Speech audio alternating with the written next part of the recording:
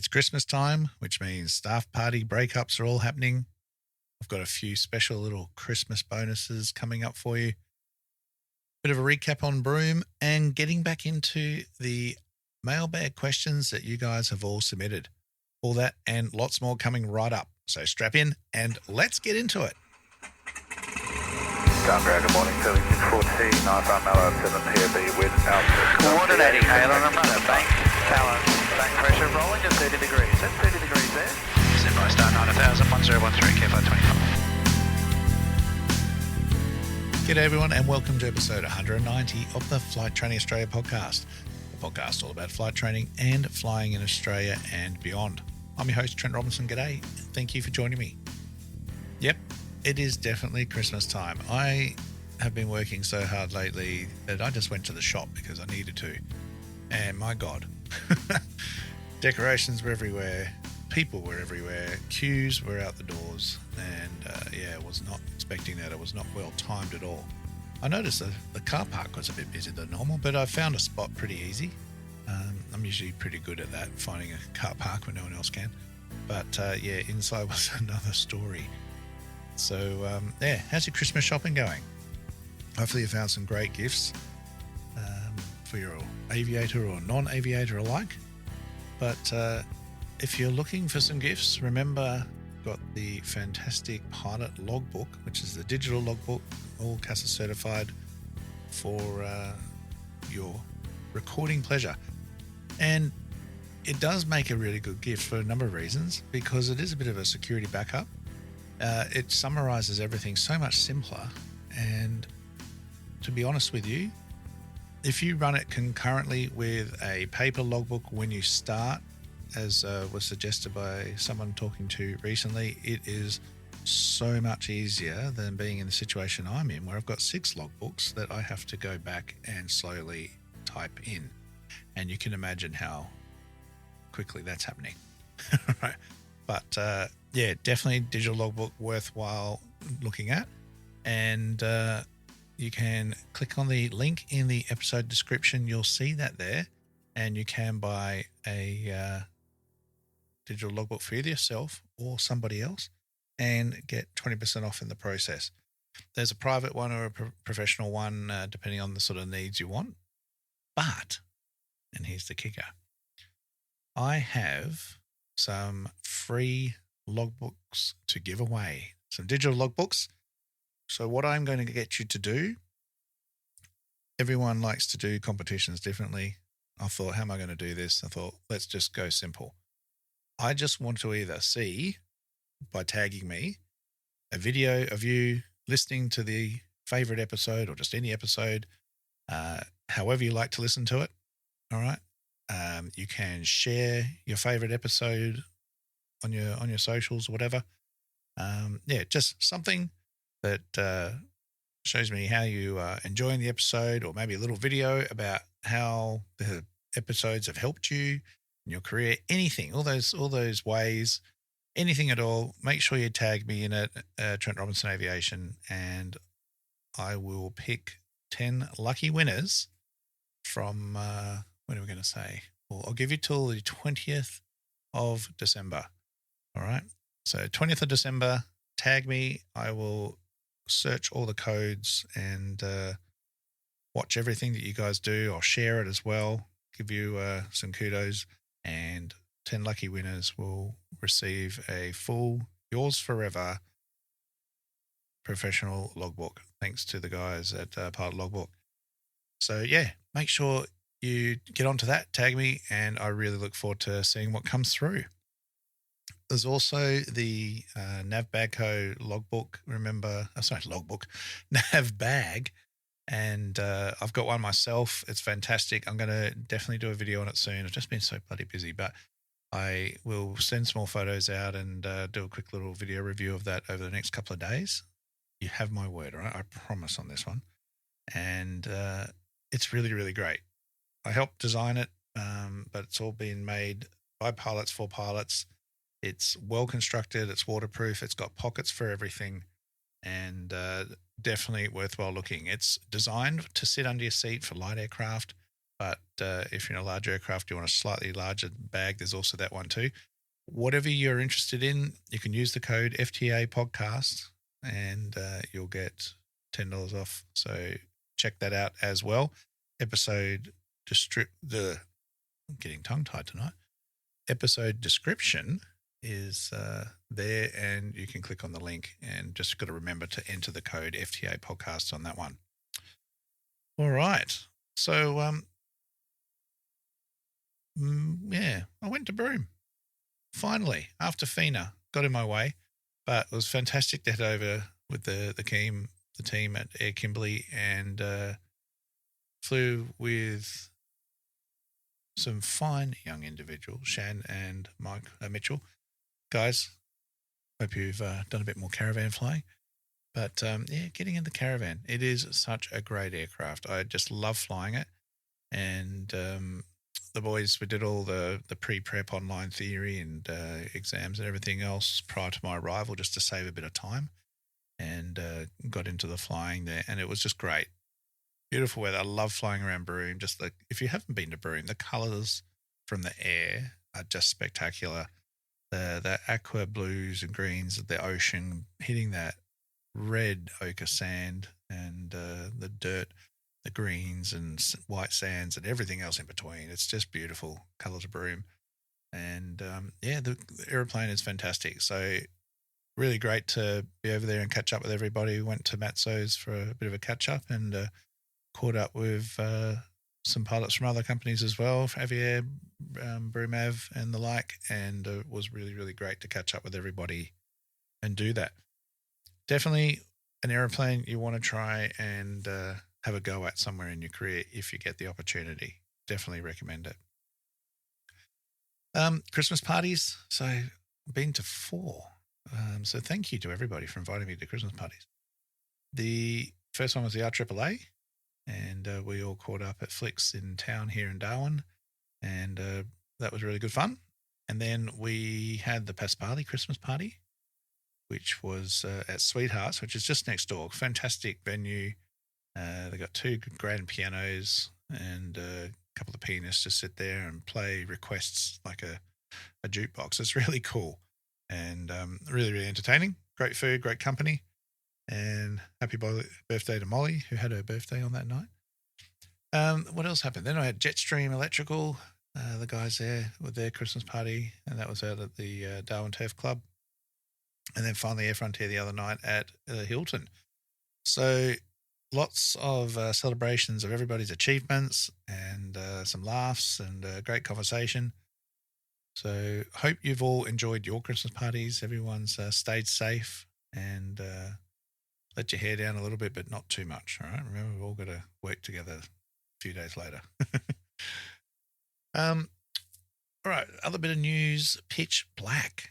Who's into pitch black? If you're into military aircraft, pitch black is starting to, well, it's always been a bit of a thing, but it's starting to become a bit of a tourist destination thing, I guess, where people are booking their tickets, accommodation, and coming to geek out over the aeroplanes flying around Darwin. If you don't know what I'm talking about, Pitch Black is a major international military, joint military exercise between air forces all over the world, and ground and air teams, and everybody contributes different amounts of things depending on their arsenal and everything else.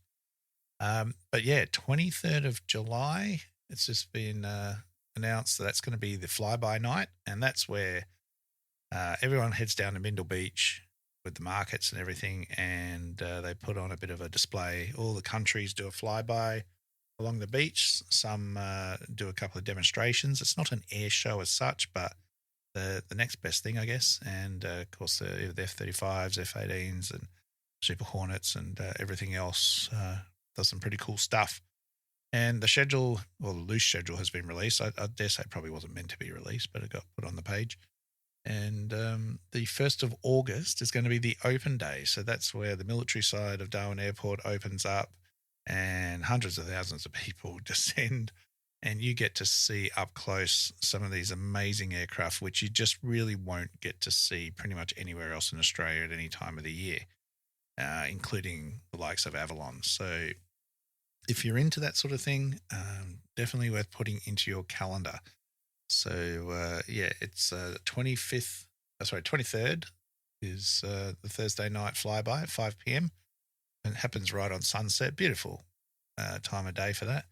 And the 1st of August is the open day on the Saturday. And I'm sure, no doubt, we'll have the DC-3 there on display. I have to try and get it in. And a few other cool things, plus all the military aircraft as well. So definitely come and put that in your calendars and check it out. Alrighty, so enough of that. On to the mailbag. And I've had a few questions.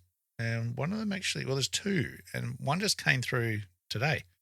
But this question also got asked a little while ago about confusion about English language assessments and what's involved.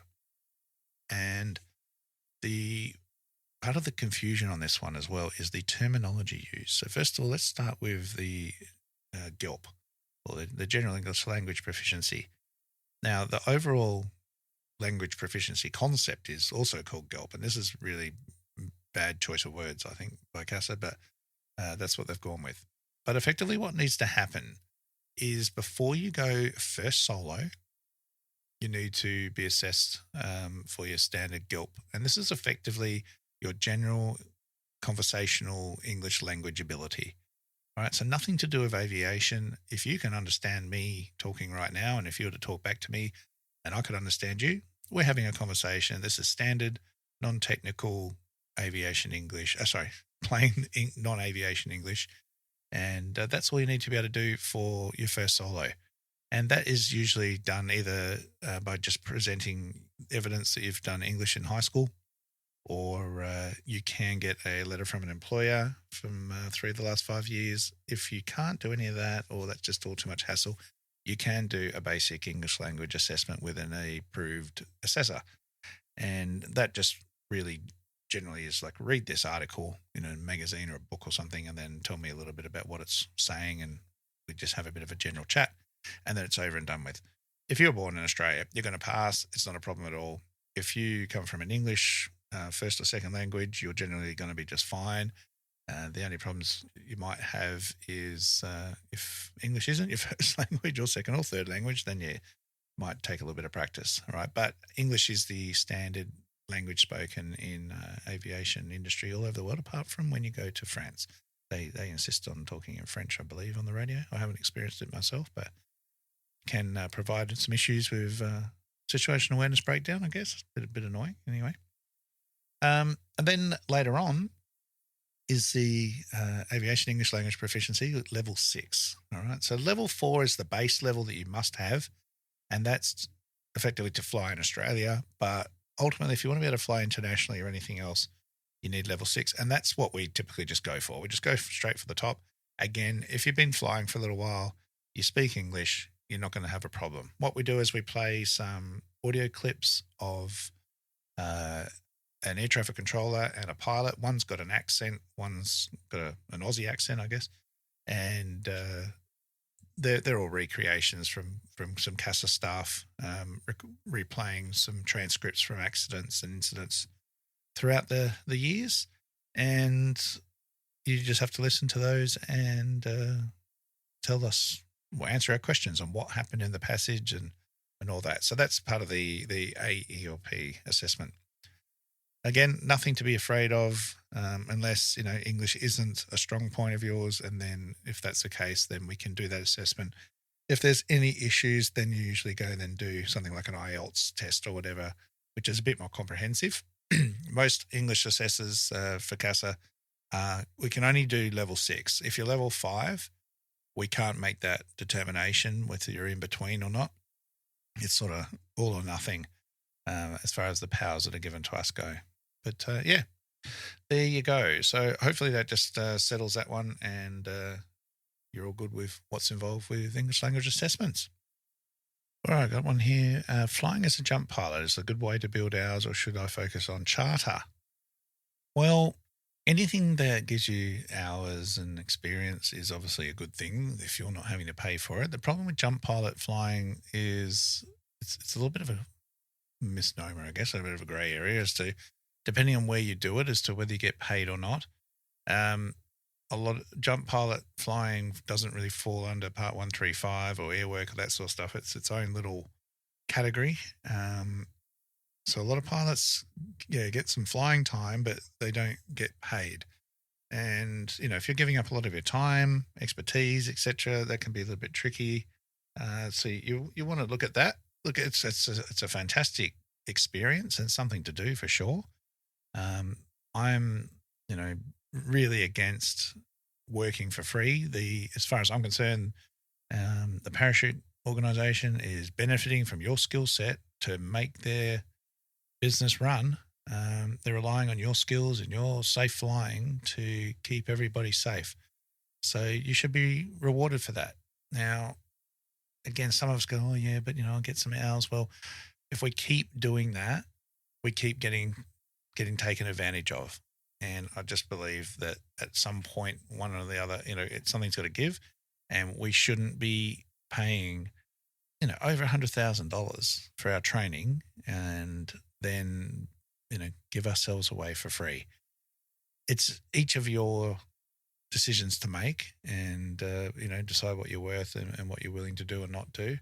I get it. And it's easy for me to say, that now, but it's not, because I've been there and I've been presented with scenarios like that. And sometimes it's for a friend and I go for the experience and ferry an aeroplane across. And that was my choice, but it's like a one-off thing. It's not a routine thing where I'm expected to show up and do it all the time. So, you decide, but that would be my only real sort of thing to think about there. All right. Plus it can be a lot of work for not many hours because you're sort of going up and then straight back down again, fairly short flights. So see how you go. All right. I had landing with nil wind, straight in with a backtrack, or downwind with a roll through. All right. So this is from Will. This is a bit of a Darwin question. I think I know what he's talking about here. That when we come into Darwin office, obviously it's a very long runway. So it's nearly 3.5 kilometers, depending on which way you're going to come in from. If we're landing on runway 11, we're not trying to use too much of it. We should be landing and getting off either on the runway 1836 crossing runway or Victor Bravo taxiways. But runway 29, if we land on the threshold, then we've got about a 2.5 kilometer roll through to get down to either Bravo or Victor, which is typically where we get off. Now, having flown at Jandakot, and I'm assuming other Class Ds would be very similar, though Broome the other day, is probably an exception to that. But they at Jandakot would always want you to land and get off. If you wanted to land long, which means you either have a slightly higher approach profile and aiming point further down the runway, or you round out in your normal position and fly level and then keep the power on for a bit and fly like a low approach and touch down at the far end of the runway, you need to request that. All right. Now, the way Jandakot would be working, because that's the way their throughput and their traffic flows. For Darwin, they have slightly larger spacing because obviously we've usually got larger aircraft, but there's time to allocate you to roll through.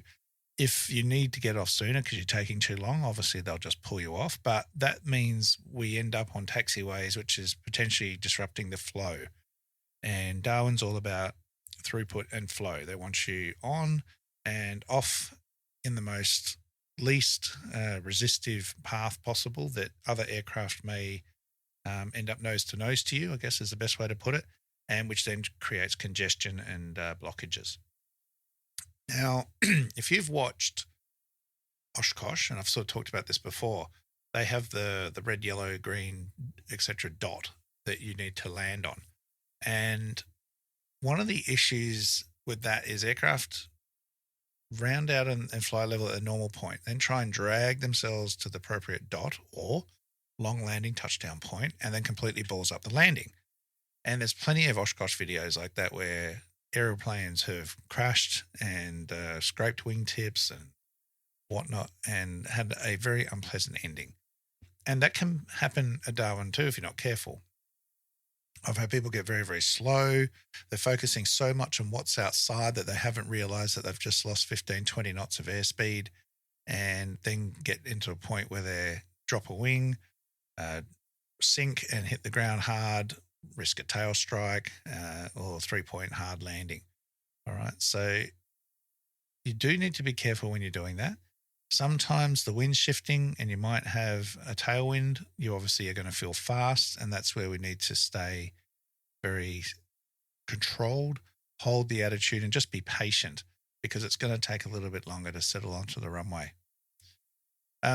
If you watch aircraft at Darwin, a lot of them will do a high profile. They'll fly a very close base and have their aiming point much further down the runway. And that's absolutely normal for operations at Darwin. Like I said, you do that at other places, you'll get yourself in trouble. But if you wanted to do a long landing anywhere else, then you just simply have to request it, and that way the controllers can sort of factor it into what they're doing.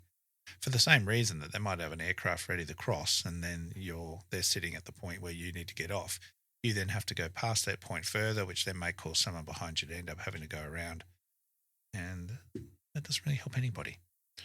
All right, so I hope I sort of addressed the topic there. I don't know if I fully did, but if I haven't, everyone let me know, and then I'll talk about it some more. What has been the hardest challenge within my aviation career? I don't think I covered this one the other time, but I think actually maybe I did now that I'm thinking about it, but I think it was like the instructor rating, the initial training. That phrase of feeling your shoulders drop, the weight coming off your shoulders, definitely after I did my instructor rating. That was 6 weeks of full-time living, breathing, study and training and preparation back then. And yeah, a lot of hard work. Other than that, oh God, like it's a hard one, isn't it? There's so many. I'd have to say flying comes naturally to me. The theory is where I have to work harder. So exams, I look back at my exam results now, there's a few fails in there, a couple of reattempts, and different format. Like I said, I've never done a cyber exam. All ours were written exams back then. So you sort of had to wait for when you could sit those appropriate exams. Whereas today you can pretty much just book whichever exam you want to do for the most part, as long as the exam centre's open. But yeah, probably just getting that theory right and maintaining it. And again, being able to refresh it and keep up to speed with the things you got to remember. And especially now, where the delivery of training that I do is so diverse. Trying to keep up with all of it is difficult, and I often have to go back and refresh things and prepare for lessons coming up, because it's something I haven't talked about for a little while or whatever. A lot of it comes naturally, but there's other little bits that I only draw on every now and then.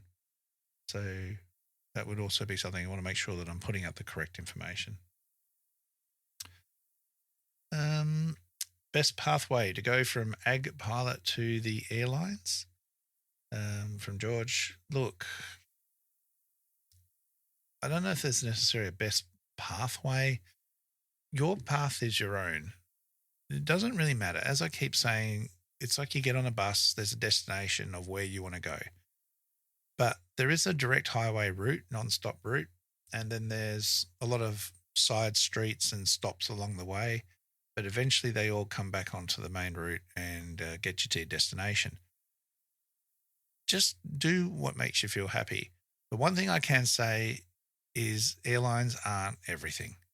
A lot of people seek the airlines and then they're not unhappy, but they go, oh man, I wish I spent a bit more time in GA or doing this or doing that, or experiencing different parts of aviation before settling into the airlines. So just, look around, see what's there, and don't be afraid to, take a few years just experiencing what general aviation has to offer, the amazing range of aircraft, the amazing locations that we get to fly in. And even once you get into the airlines, there's nothing stopping you from, going back. A lot of people are doing that now. They've sort of had enough and coming back into GA. which is, I think it's a fantastic thing, bringing that knowledge and experience in as a senior staff member. That's absolutely what we want, and definitely worthwhile retaining people like that. So, yeah, again, probably haven't really answered your question more, but just giving you some encouragement to just see what floats your boat and what would interest you. And the last one, which I've talked about a few times, but, instructing, instrument rating, which way should I go? I put that down to the individual. And it really is that. If you're passionate about aviation, if you're passionate about sharing the knowledge that you have, which, as a grade 3 at the beginning is typically not a lot, but you want to just help other people get where they want to be and experience instructing for a bit, I thoroughly recommend it. I really, really do. People are using their skills now once they do leave instructing and going into the general aviation area. So all the Part 119 check and training requirements. Grade 3 doesn't really help you, but the instructional experience of being a grade 3, grade 2, etc. absolutely does. A lot of people are going into examining now and finding that not having an instructional background can be challenging. It makes being an examiner a bit more difficult, and trying to make those decisions, and just understanding the whole process more. So any instructional experience, definitely. You can not be a grade 3 if you don't want to teach people how to learn to fly, but you want to teach people how to add on to stuff later on. You can do aerobatics teaching, you can do design feature training, you can do multi-engine or instrument, but some things come before the other. If you want to do instrument training, you just need an instrument rating yourself. You don't need a night rating. You don't need night rating training endorsements. And, you just need the ability to fly at night. But any experience doing anything is going to serve you greatly. So, yes, it costs more money, but look at the options, look at the pathways. Instructing is definitely a fantastic way to go. But if you just have no interest in helping people and teaching people stuff, then don't do it. Get onto, GA path, have a look at what's around. It's not just what's in your local area. There are all sorts of options all over Australia. And you don't have to stay at one all the time. We don't want to encourage people, jumping ship every 6 months. That's just a pain, and it costs a lot of money to operators, and that's what causes all these issues with bonding and everything else going on. But just, have a look at the job ads, keep an eye on what's available, and talk to people, find out, what they've done, what they know of, and see what's out there. There's a whole world out there of opportunities, and just to enjoy and learn more about the aviation industry. And then you run into people and find out about all other facets that you didn't know about as well. So definitely worth doing.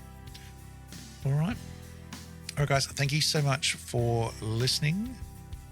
Next week, all going to plan, I'm going to be chatting with Jeremy and Shane from UPRT, and we're going to get continuing on from our previous discussions and talking about stalling and loss of control, a bit of UPRT stuff, and